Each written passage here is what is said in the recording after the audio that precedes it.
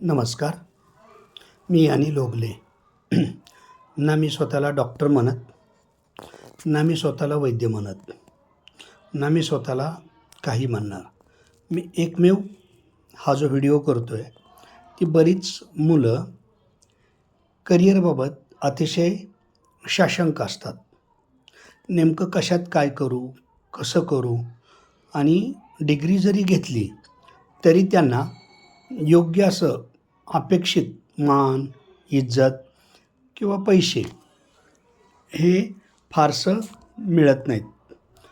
मग अशा लोकांसाठी मी हा कोर्स डिझाईन करतो आहे, की इथं म्हटलं तर डॉक्टरकी आहे, म्हटलं तर समाजसेवा आहे, म्हटलं तर एक छानसं करिअर आहे. मग ते तुमच्या हातात आहे आणि याचं एज लिमिट 12वी पास ते अप टू तुमची क्षमता, त्याला कुठलंही एज लिमिट नाही. माझ्या ह्याच्यात काय येणार, की मी बऱ्याच वर्ष जवळजवळ 34 वर्ष माझा अनुभव आहे, की मी समाजात पाहिलं की लोकं बरीच होत नाहीत. त्यांना नेमकी दिशा सापडत नाही.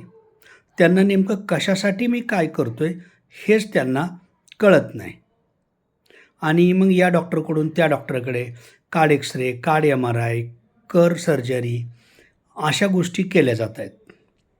आणि निष्कारण मग याची एक फसवणूक झाल्यासारखं नंतर ते मनालाच पश्चाताप करतात. म्हणजे मी असं कित्येक लोकं बघितली. जास्तीत जास्त मी ग्रामीण भागात प्रॅक्टिस करतो. पण तिथं मी असं बघितलं की यांच्या अज्ञानाचा याचा फायदा घेतलेला आहे. समाजाने म्हणजे जे सो कॉल्ड जे मोठे आहेत, अशांनी त्यांना चुकीचा गाईड केलेला आहे आणि ते बरं होण्याच्या ऐवजी चुकीच्या मार्गाकडं गेलेले आहेत, वाईटाकडे गेले आहेत. म्हणून माझ्या डोक्यात एक सध्या मी विचार करतो आहे, की ना याला डॉक्टरकी म्हणायचं, ना याला बाकीचं कुठलं स्वरूप द्यायचं, की फक्त समोरच्याचा उद्देश काय आहे, की मी बरं व्हावा. मी कोणाच्याही विरोधात नाही. मला कोणालाही समजून सांगायचं नाही.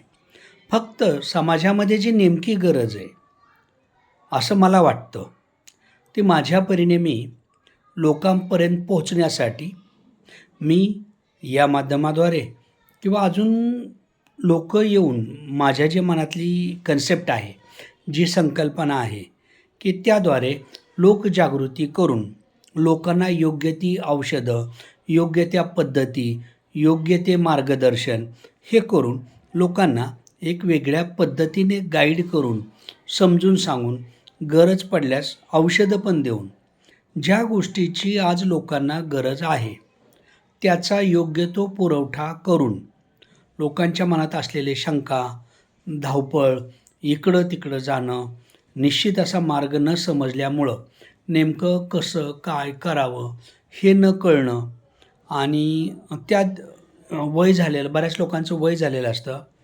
अशा लोकांना म्हातारपण आपलं आनंदात, मजेत जावं असं वाटतं. जनरली वात, पित्त, कफ अशा प्रकारचे आजार बोलले जातात. आयुर्वेदाच्या दृष्टिकोन आयुर्वेद, ॲलोपॅथीच्या दृष्टिकोनातून ॲलोपॅथी, बऱ्याच दृष्टिकोनातून ज्याचा त्याचा दृष्टिकोन असतो. तर लोकांचं असं झालेलं असतं, अभिमन्यूसारखी गोष्ट झालेली असते. म्हणजे ती काय झालेली असते, तर अभिमन्यूला आत कसं घुसावं हे समजलं, पण त्याच्यातून बाहेर कसं यावं हेच नेमका कोणी सांगितलं नाही किंवा समजून सांगितलं नाही. तसंच पेशंटला किंवा लोकांना आजारी कसं पडायचं हे कळत नकळत ते आत घुसलेले असतात, आजारी पडलेले असतात. काही शारीरिक समस्या असतात, काही मानसिक असतात, काही कौटुंबिक असतात, काही आर्थिक असतात. माझ्या दृष्टीने आजार म्हणजे केवळ शारीरिक नाही, तर माझ्या दृष्टीने गरिबी हा एक आजार आहे. माझ्या दृष्टीने म्हणजे माझी दृष्टीच मी एक वेगळ्या ठेवलेली आहे. माझ्या दृष्टीने एक शारीरिक आजार पण आहेत. कौटुंबिक जर स्वास्थ्य नसेल तर तोही एक आजार आहे.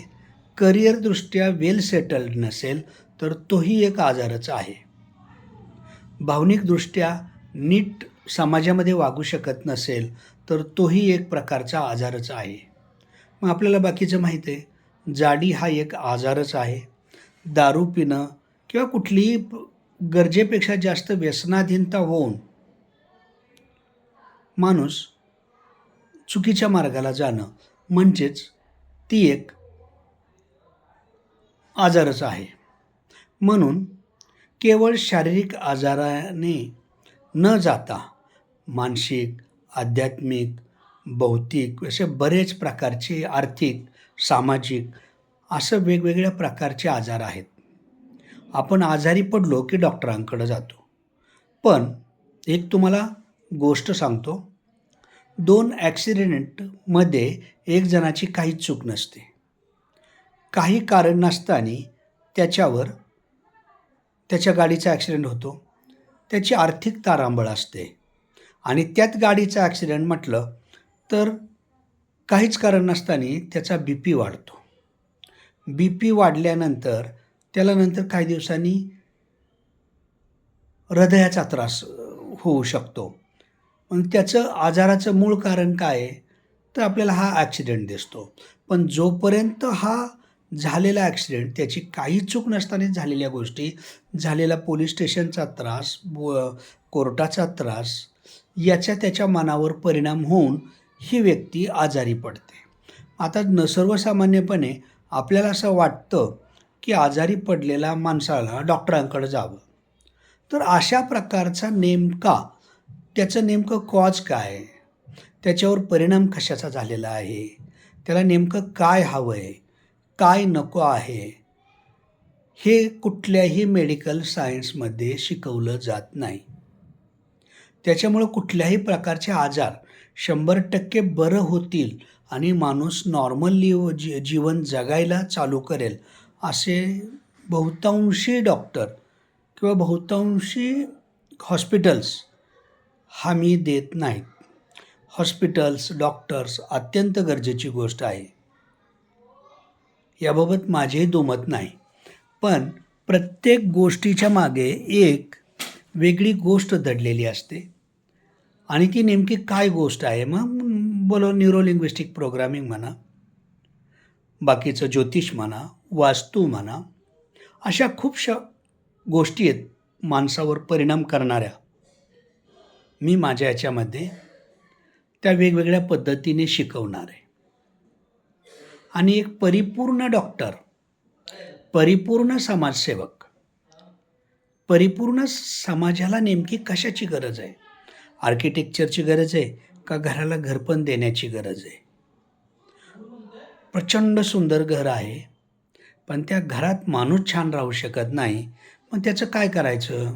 सोन्याची उरी मारून चालेल का? ही अशी जुनी म्हण आहे. मग नेमकं आपल्याला गरज काळाच्या ओघात, आता काळ तुम्हाला माहीत आहे, बैलगाडीचा काळ गेलेला आहे. आता जेट युग पण जवळजवळ गेलेलं, आता रॉकेट युग आलेलं आहे. म्हणजे थोड्याच दिवसांनी काही लोक रॉकेटद्वारे प्रवास करतील व आपण ऐकलं असेल की 36 मिनिटात भारत ते अमेरिका प्रवास करणं, म्हणजे 36व्या मिनिटाला भारतातून अमेरिकेत व अमेरिकेतून भारतात रॉकेटद्वारे पोचवण्याचं काम होणार आहे. तुम्ही पाहतच आहात की आता बुलेट ट्रेन भारतात पण आलेली आहे. पूर्वीचा बैलगाडीचा प्रवास म्हणजे काळानुरूप आपल्याला बदललं पाहिजे. टेक्नॉलॉजी बदलते आहे, आर्टिफिशियल ऑपरेशन्स केले जात आहेत. पण खरंच ऑपरेशनची गरज आहे का? काळाची नेमकी गरज काय? तो पाहून मी हा कोर्स डिझाईन केलेला आहे. लोकांना गेली 34 वर्ष मी समाजामध्ये उघड्या मनाने फिरतोय. नेमकं लोकांचे काय अपेक्षा आहेत, काय गरजा आहेत, काय लूपहोल्स आहेत, काय नेमकं हवं आहे? खरंच डॉक्टरकीची गरज आहे का? पूर्वी माझ्या लहानपणी एवढे हॉस्पिटल डॉक्टर नव्हते, माणसं हेल्दी होती. आता बऱ्याच लोकांनी शोधून काढलं की तुम्ही ऑर्गॅनिक फूड खात नाही म्हणून आजारी आहात. माझा असल्या गोष्टीवर भरोसा नाही. कारण माझ्या माहितीप्रमाणे आयुर्वेद हे 5,000 वर्षापूर्वीचं आहे असं म्हणतात. मग त्यावेळेला ऑर्गॅनिक फूडच होतं. तरी माणसं आजारी होती. आजार त्यावेळेला असल्याशिवाय आता त्याचं संशोधन केलेलं नाही.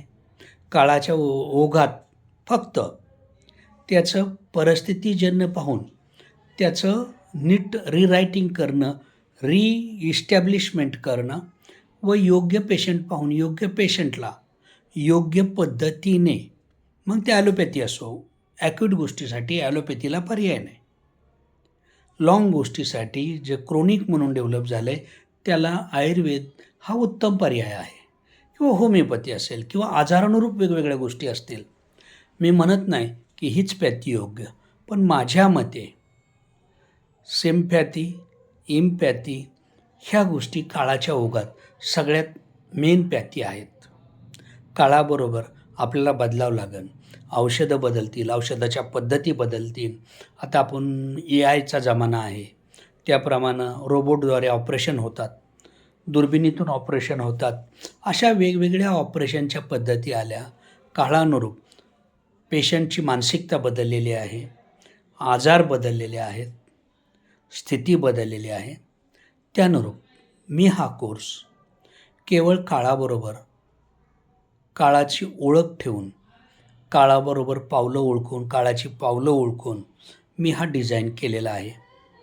आपणास नक्कीच त्याचा फायदा होईल. जे तरुण आहेत त्यांना 100% पुढचं प्रोफेशनल गोष्ट म्हणून, शिवाय गव्हर्मेंट सर्टिफिकेट्स आहेत. म्हणजे इथं कुठलंही व्यक्तिगत काही नाही.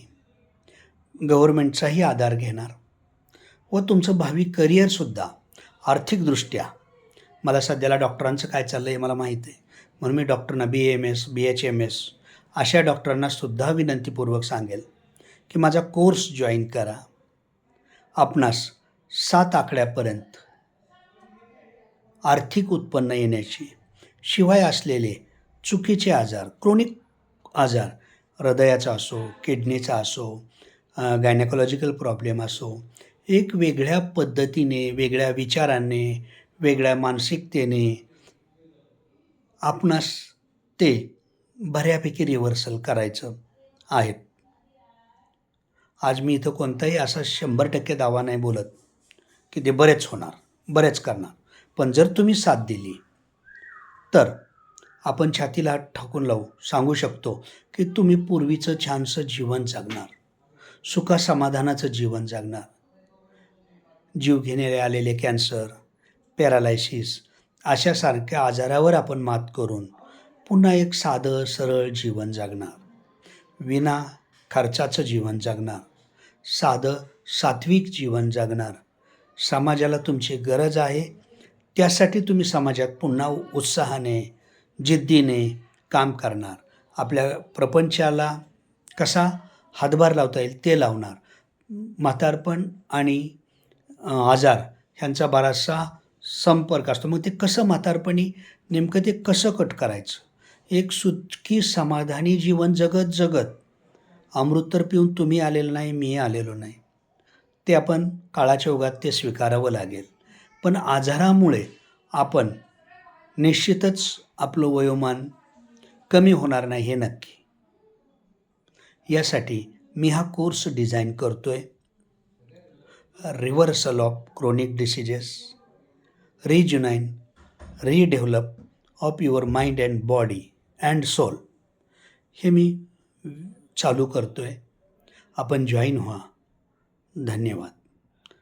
आपल्याला पूर्ण खात्री देतो की हा क्लास तुम्हाला नक्कीच खूप इंटरेस्टिंग वाटेल, वेगळा वाटेल.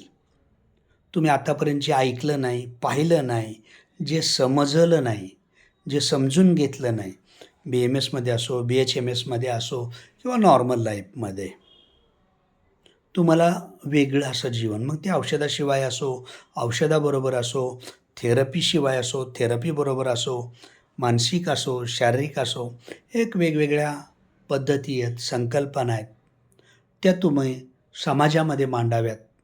त्यासाठी मी हा कोर्स डिझाईन केलेला आहे. आपण निसंकोचपणे विश्वास ठेवून जागृत करा. न आवडल्यास पहिल्या महिन्यात न आवडल्यास न इंटरेस्ट आल्यात आपले पैसे परत देणार. कुठल्याही स्वरूपाचं टेन्शन घ्यायची गरज नाही. हे मी आपल्याला आश्वासन देतो, खात्री देतो, शिवाय सरकारी पद्धतीने. धन्यवाद.